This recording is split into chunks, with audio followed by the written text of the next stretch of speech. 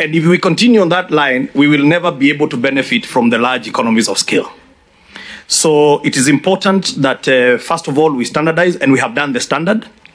We have come up with what is called a Juakali manual, which is available. We have given it to them, and with the standards for those 69 items. The next thing is to take this thing to Parliament so that it becomes now entrenched.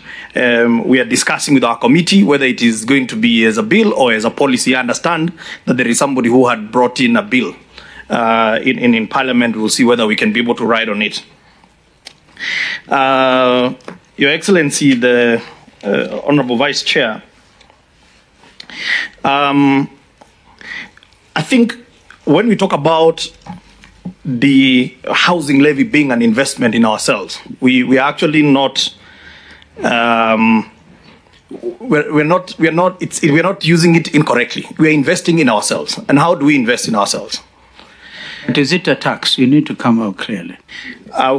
It is a tax. Yeah. So but why do you call it a levy in your presentation? A levy is a tax. A levy and a tax, there's no difference. Actually, just go take the definition of a levy from what do you call it? Wikipedia. It is a tax. Okay. And the CS calls it an investment. It's a bit confusing. The effect is an investment. We're investing in ourselves, okay? Because we are taking that money and putting it in productive sectors that are going to be very important in the creation of jobs. But Mr. Hinga, let's be clear. You say a levy is a tax. Yes. Now, my own understanding, we've heard it from here, from various presenters. A task, if it is a housing tax, then everybody, irrespective of who they are, will be subject to that tax. Correct. To tax. But if it's a levy, then you can even go on a voluntary basis. Those who want to, because there are people, for example, who are in their 60s, going to retire, or may have retired, and they're paying a housing tax. So they ask themselves, how will this benefit me?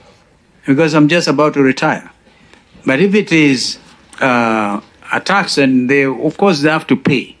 And that is a punitive aspect that Eugene was talking about. Yeah. I think from the PS, the CS's presentation is calling it an investment. An investment can be voluntary. And, according to the priority of either that teacher, that lawyer, that doctor, that policeman. But what is oppressive about this is that you must pay it as an employer. It's cutting both ways, yep, including people losing their jobs because they can't sustain this. Correct. Yeah. But the CS didn't just refer to it as an investment. He actually qualified it further and said that this is an investment, not a tax. Not a tax. Yes. Please help us understand. Not a tax. Now you are contradicting your own senior colleague there. I said I'll come and rectify that because it's right up. Let me come at my turn to try and rectify that. Yeah, but as of now, we are hearing from Bwana Hinga that this is a tax. This is a tax. And in fact, just CS actually called it an intervention. I heard you say it's an intervention. I knew it was a tax. Everybody knows it was a tax. When we dropped it as an issue of a saving, it was immediately communicated on Parliament as a tax. So I don't know where that misunderstanding has come from the last day of this presentation.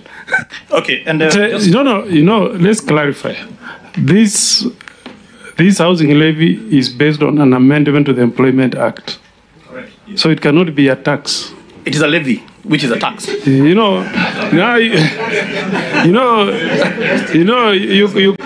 is one government, but you are mixing us. The taxation was done through amendment to the Employment Act. So it cannot. Yeah. All right. Which is which? I will leave the CS Treasury to handle the issue of the tax because I don't want to speak out of turn. Now, so the question was, you gave a very good example, the Honorable Excellency Co-Chair,